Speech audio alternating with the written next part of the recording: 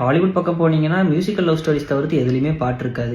ஏன்னு யோசிச்சிருக்கீங்களா? மூவிஸ் எடுக்க ஆரம்பிச்சது வேணா ஹாலிவுட்ல இருக்கலாம், பட் அதில் சாங்ஸ் வைக்க ஆரம்பிச்சது நம்மளோட இந்தியன்ஸ்னு சொன்னா உங்களால நம்ப முடியுதா?